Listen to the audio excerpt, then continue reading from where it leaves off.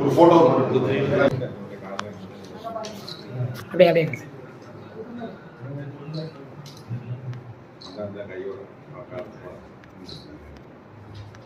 Okay madam.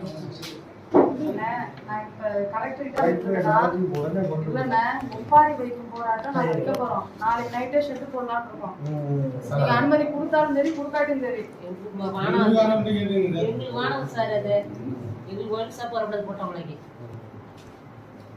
உப்பாரி வைக்கிற உப்பாரி வச்சிருவோம் நாங்க. அதனால வீட்டுக்காரே இறந்து வந்த வயதாலே எங்க கூட்டார் இறந்துட்டாரு. ஆமா, எவ்வளவு புதிய